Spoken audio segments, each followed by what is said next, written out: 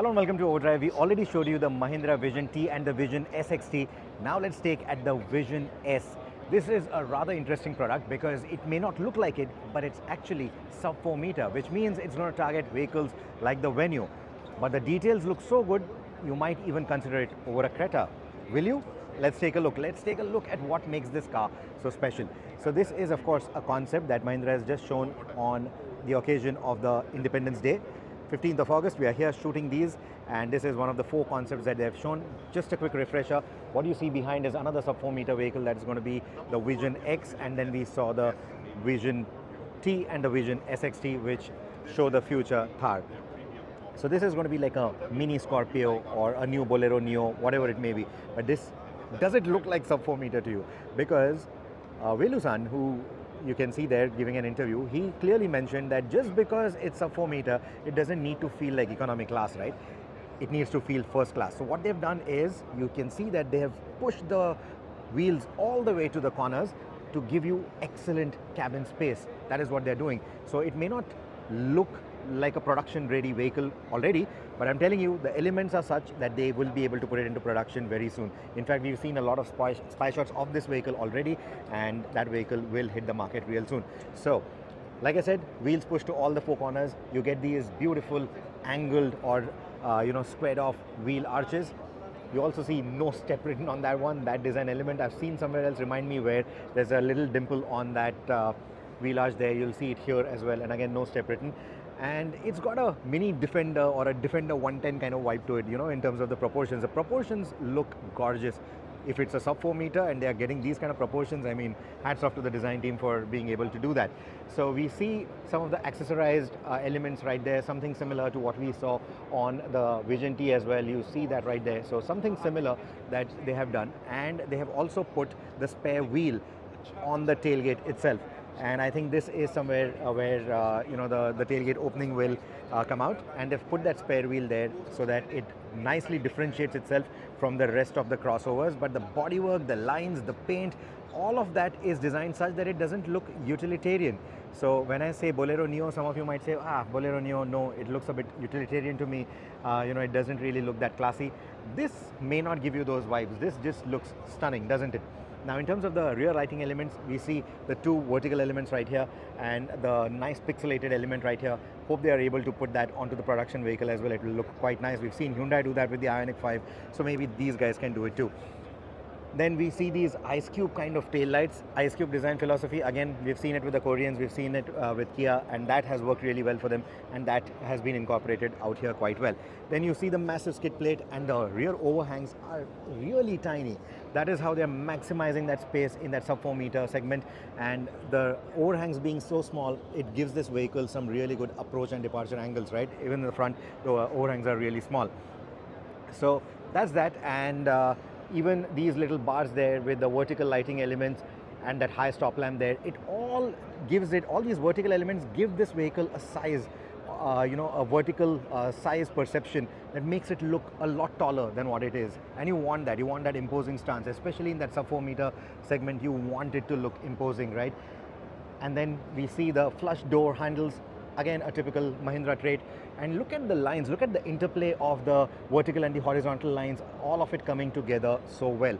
And then you also have this filler flap right here. It could be for fuel, it could be for charging. There's going to be a hybrid powertrain as well that these guys are working on this particular platform. As for the platform, you see new IQ written on the front door. So that's the new platform where they're doing ICE, that's petrol, diesel, and hybrid, and electric. So they're going to have all these options as a part of the new platform. So you see these really tall rocker panels. That is where the batteries will go for the electric.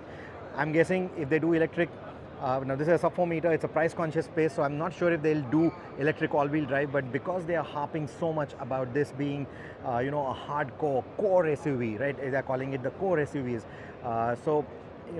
If they want to go that hardcore, maybe electric all-wheel drive, they might offer that as an option. I don't know, but like I said, it's a price conscious segment, so they may or may not do that. But for the petrol or the hybrid powertrains, it is going to be front wheel driven. That is what the platform is. And what that also means is that there is going to be no transmission tunnel of any kind. It's going to have absolutely flat flooring, which will again add to the overall comfort. Now, if I were to show you the interior, let's take a quick glance at the interior. Those vertical design elements that we talked about to add to the perception of height, you also see that happening with the AC vents. You see that twin AC vent arrangement, which has that vertical design, and that again adds to the perception of the height. And then you see the two massive screens, one for the infotainment, one for the instrumentation. There's no third passenger screen like we've seen with some of the other Mahindra products, because like I said, this is targeting a more value segment, but it might just rewrite some rules for it. And again, the steering is not something like what we've seen on the B6, for example. So you're looking at more conventional materials. I don't think they're going to incorporate too many piano blacks in there. I think they'll keep it for the more premium vehicles. And even at the rear, the seats look production ready to me. You see the big center armrest in there, two adjustable headrests. So that is what gives me the feeling that this is near production, right? And taking a look at the front end, we again see those vertical lighting elements with the two pixelated elements right next to it. Those will obviously be projector beam lamps when it goes into production. And down below, we see the ice cube kind lights, again something that we saw on the tail.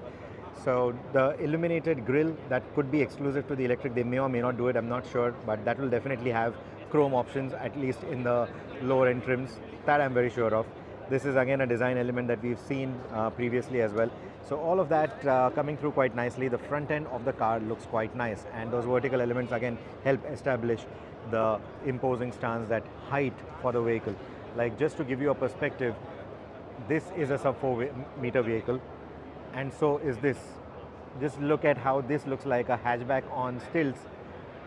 You know, when you look at it from the side especially, and when you look at this one, it just looks like a proper boxy, tiny baby Defender, right? So that is the profile that they are going with. And when you look at the roof, you see a massive panoramic roof, a glass pane right there. How much of that will move to the production vehicle, we don't know, but Mahindra knows how people in India love sunroofs and big glass roofs, so they might just be able to do that. They might just incorporate that. Then talking about the design again, I like how you get that kink in the C pillar. I like how the C, B and A pillars, all the pillars have that gloss black finish on them to add that floating roof effect. That is what makes this vehicle look like a mini Defender, so to say. And then there are more accessories there. You see the aux lamps on top.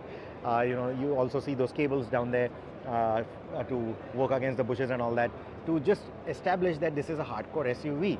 You will see handles on the A pillars, you will see grab handles even on the B pillars. So all those elements are there to give you that feeling that you are driving something hardcore, even if it's just a sub-4-meter vehicle. But I would love to hear your opinion on this. Please let us know, and if you've watched this video till the end, thank you so much for sticking around. Until the next one, take care, drive safe, and don't forget to subscribe to Overdrive.